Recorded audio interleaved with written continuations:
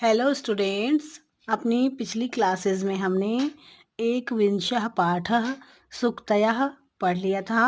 आज हम इसके अभ्यास के प्रश्नों को हल करेंगे। तो पहले चलिए हम इसके शब्दार्थ को पढ़ लेते हैं। थोड़े से ही शब्द हैं इसमें। पठतः, पठतः अर्थात पढ़ने वाले का। वाग्मिता, वाग्मिता अर्थात वाक्पटुता अर्थात बोलने की चतुरता। वाग्मिता का अर्थ होता है वाक्पटुता या बोलने की चतुरता। दैवतम, दैवतम का अर्थ होता है देवता। स्फुरति अर्थात सर्जित होती है। प्रज्ञा अर्थात बुद्धि। क्षिप्ता अर्थात फेंका गया। भूरी अर्थात अधिक। कुर्वाणाः अर्थात करते हुए। नावेक्षन्ते अर्थात नहीं देखते हैं। स्वधियः अर्थात अपनी बुद्धि का। तो ये जो सारे शब्दार्थ के शब्द हैं ये भी आपको पढ़ने चाहिए। आपका पहला प्रश्न है एक पदेन उत्तरम लिखत। इसका पहला प्रश्न है पठतो किम नास्ति।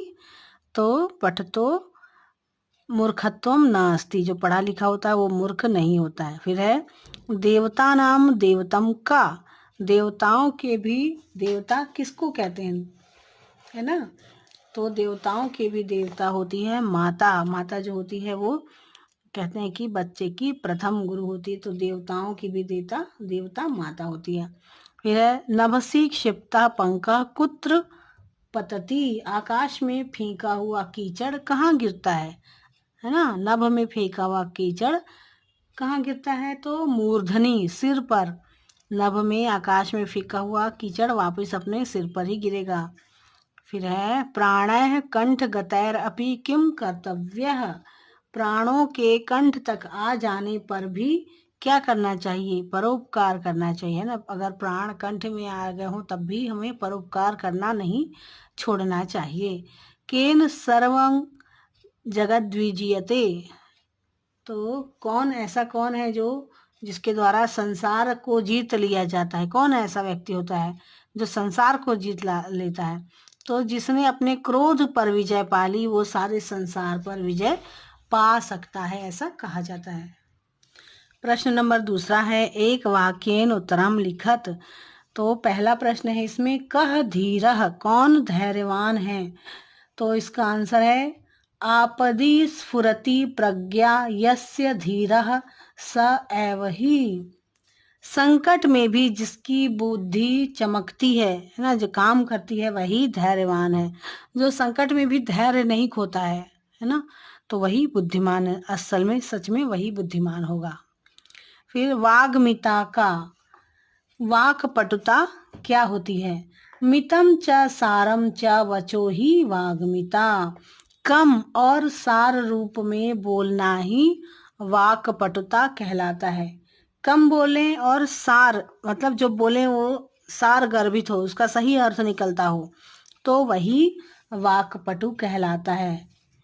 तीसरा प्रश्न है जनाः कदा शिष्टाः भवन्ति।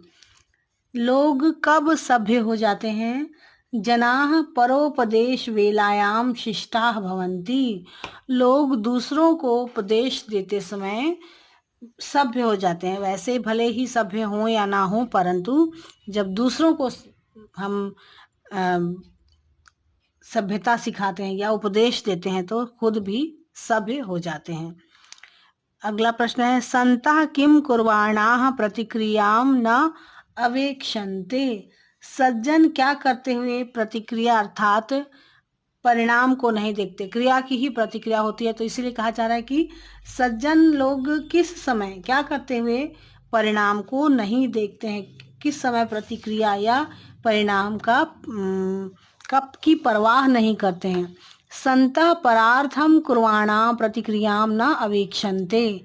सज्जन परोपकार करते समय प्रतिक्रिया अर्थात परिणाम को की परवाह नहीं करते। परिणाम के बारे में नहीं सोचते, जो होगा वो होगा, पर हम अपना जो कर्म है वो नहीं छोड़ेंगे, अच्छा कर्म।